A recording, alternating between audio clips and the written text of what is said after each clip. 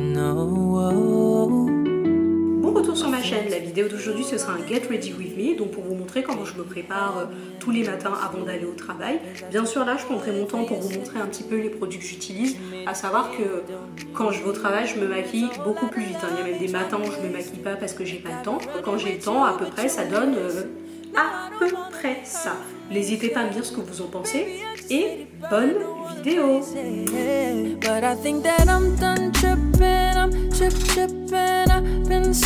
Ma routine make-up donc que je fais pratiquement tous les matins, c'est quelque chose d'assez simple, hein, donc rien de très élaboré, c'est vraiment quelque chose de super simple, histoire de me préparer, être prête et partir.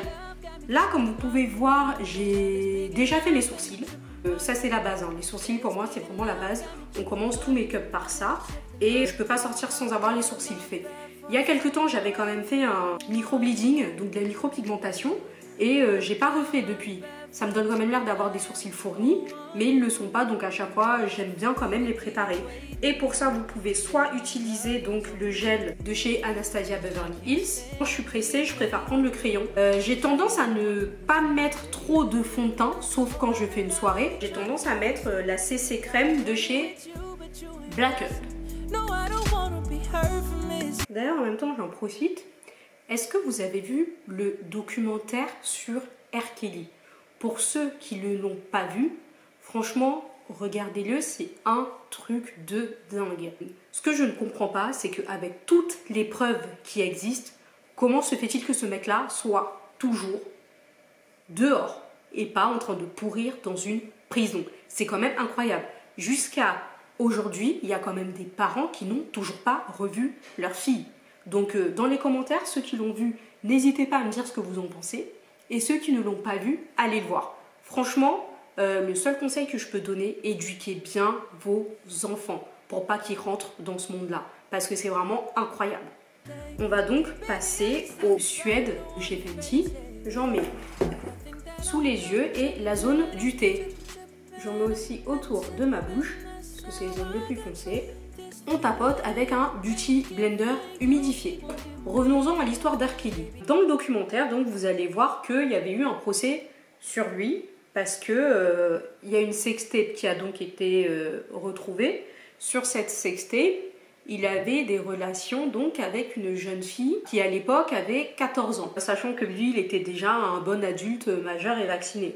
Ce qui m'étonne le plus, c'est que il y a eu ce procès, donc ça fait du bruit dans le monde entier ou autre. Mais à la suite de ce procès, il a quand même réussi à avoir d'autres filles. Vous avez certaines de ces filles qui témoignent. Ma question est, vous saviez qu'il y a eu un procès sur lui pour ces faits-là, par rapport à une jeune femme. Comment se fait-il que vous y êtes quand même allé et qu'aujourd'hui vous venez dire vous avez survécu, alors qu'à la base même, il y avait déjà eu ce procès avec preuve à l'appui. Et le pire, c'est qu'il est ressorti non coupable, alors qu'il y avait des preuves. Et c'est même pas ça le pire. C'est que la famille de la jeune fille en question, celle qui avait 14 ans, ont dit donc lors du procès que ce n'était pas la fille en question. Ils ont témoigné pour R. Kelly quand même. Je ne sais pas combien ils ont été payés, mais moi je suis en train de me dire, la chair de ma chair a été souillée comme ça. C'est tellement grave ce qui s'est passé. Et avec un billet, tu oublies tout. Dans ce monde, tout peut vraiment s'acheter. C'est quelque chose de très très grave. Une enfant, il a fait faire des parties de jambes en l'air à 3 avec une enfant de 14 ans. Vous verrez que sur les photos, la petite elle est floutée, mais quand même, on reconnaît que c'est une enfant. Donc moi, c'est ce qui m'étonne encore plus. Là, j'ai fini d'estomper. C'est quand même assez clair, hein. Donc je sais pas si vous voyez, je pense juste que ça améliore donc mon grain de peau. Ça reste quand même quelque chose d'assez clair. Bon après, moi, c'est pas dérangeant parce que quand je travaille, j'aime bien un make-up. On a aussi vu dans ce documentaire l'histoire d'une mère qui fait tout pour retrouver sa fille. Sa fille, dans le documentaire, s'appelle Dominique. On voit vraiment le combat de cette mère et c'est quelque chose de vraiment incroyable. On voit vraiment l'amour qu'une mère peut porter à sa fille. Pour suivre, je vais appliquer la poudre Sencha pour matifier un peu tout ça. Mais c'est quand même incroyable, quoi. Des jeunes filles comme ça. C'est pour ça qu'il faut vraiment bien éduquer nos enfants. Il faut vraiment bien les éduquer. Après, moi, je suis passionnée par toutes les histoires de séquestration. L'histoire de Natasha Kampusch, de Elisabeth Fritz. Si vous ne connaissez pas, n'hésitez pas à les regarder. Il y a un film qui s'appelle Room. Il est avec Brie Larson. Et elle va prochainement incarner Captain Marvel au cinéma. Il est sur une jeune fille qui a été enlevée à ses 17 ans et qui est séquestrée dans le fond du jardin de son kidnappeur. et elle vit dans une cabane avec son fils de 5 ans. Il a 4 ou 5 ans et il n'a jamais vu l'extérieur.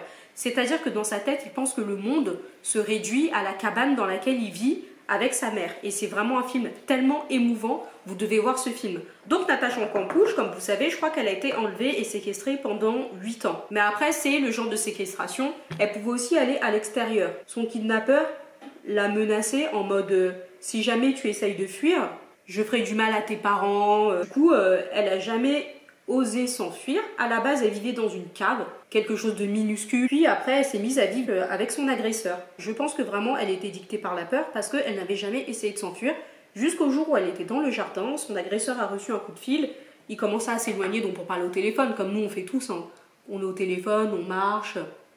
Et c'est là qu'elle a réussi à s'enfuir. Et elle a développé ce qu'on appelle le syndrome de Stockholm. Pour ceux qui ne savent pas ce que c'est que le syndrome de Stockholm, c'est quand tu es donc kidnappé par une personne et que tu commences à développer de la sympathie pour ton agresseur, pour ton kidnappeur, ce genre de choses. Elisabeth Fritz a été kidnappée par son père. Donc son père avait déjà été arrêté pour agression sexuelle. Cette histoire se passe donc en Autriche. Son père, donc quelqu'un de très intelligent, ingénieur même je crois, cherchait une solution pour pouvoir continuer à agresser les femmes, avoir des relations sexuelles et tout, etc.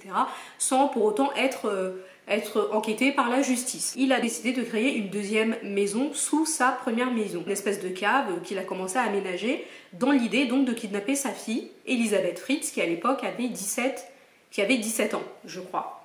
Il va donc l'enfermer dans ce sous-sol.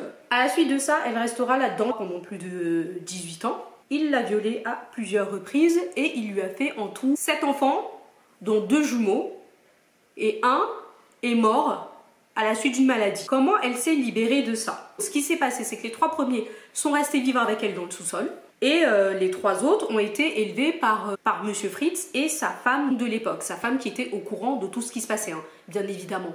Mais elle a accepté, je crois qu'elle ne pouvait pas d'ailleurs avoir d'enfants, elle a accepté, etc. Son père était un tortionnaire, c'est-à-dire que les 3 enfants qui vivaient avec lui en haut vivaient très bien. Hein. Et lui, qu'est-ce qu'il faisait? C'est qu'il ramenait des photos qu'il montrait à Elisabeth en mode oui, regarde comment on s'occupe d'eux, comment la vie là-haut est géniale, etc. pendant que vous êtes enfermés ici. Le premier enfant donc qu'elle a eu avec son père, c'était une fille. Elle est tombée gravement malade. Elle a donc demandé à son père d'emmener sa fille à l'hôpital. Arrivée à l'hôpital, les médecins n'avaient aucune information sur cet enfant et elle paraissait bien plus vieille que son âge, dû au fait de manquer de soleil, etc. Déjà, ça, c'était un petit peu lourd. Elisabeth a demandé à son ravisseur de pouvoir aller voir sa fille à l'hôpital.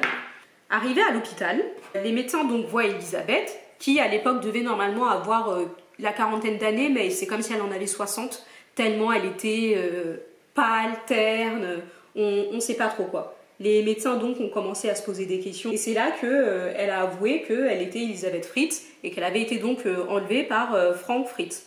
À la suite de ça, Frank a donc été arrêté. Elisabeth, on lui a changé d'identité et là elle vit actuellement avec ses enfants assez loin. Vous vous rendez quand même compte le genre d'histoire sordide qui peut exister ici. En tout cas, le seul conseil que je peux me permettre de vous donner, c'est éduquer très bien vos enfants. On ne sait pas quel genre de malade il y a actuellement dehors. L'histoire d'R. Kelly nous le prouve, parce que je pense même qu'on n'est pas au courant de tout ce qui s'est passé. Son ex-femme disait donc que oui, il l'a souillée, etc. Mais aujourd'hui, elle porte encore son nom de famille. Pourquoi? C'est quelque chose qui vraiment m'étonne. Surtout que tout le monde le savait au final, pour R. Kelly, cette histoire-là. Beaucoup de gens étaient au courant, mais ces chansons passaient toujours en radio. Non, le mec n'est pas normal, franchement. Si lui ne veut pas le reconnaître, les autres vont le reconnaître pour lui, parce que le gars, clairement, il n'est pas normal. Avec toutes les preuves qu'il y a, est-ce que quelque chose va être fait contre lui? Parce que là, j'ai l'impression que non. Le mec échappe toujours à la justice. Et ça, quand même, c'est dramatique. Bon, je vous montre un peu mon teint, du coup, ce que ça donne. Vous voyez, c'est quelque chose de très simple. Hein. C'est vraiment juste pour améliorer mon teint un petit peu.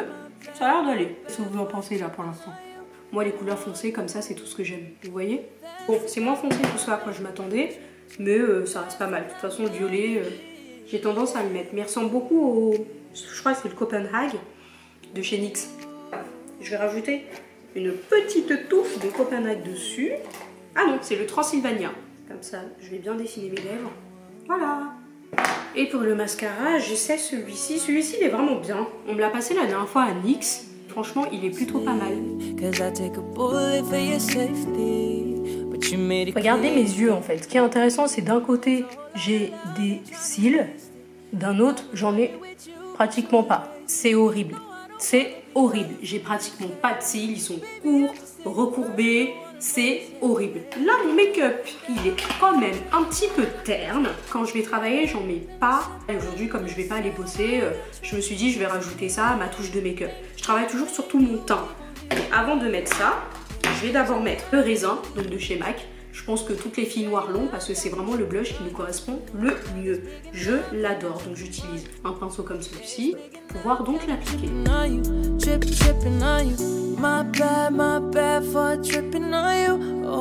Je ressemble quand même moins à une morte vivante. Je l'adore. Oh là là là là. Le glow, le glow. Non, c'est définitivement mon meilleur profil. Donc là, mon make-up est terminé. Ce que je vais faire, c'est que je vais aller chercher ma wig. On va l'installer et je serai prête pour démarrer ma journée. Un tout petit peu mouillé sur le dessus parce que je l'ai lavé. Pour terminer mon make-up, j'ajoute le fixateur de chez MAC. C'est celui que ma belle-sœur m'a offert à Noël et de toute façon, c'est celui que j'utilisais aussi avant. Et comme ça, mon make-up est prêt pour survivre à la journée.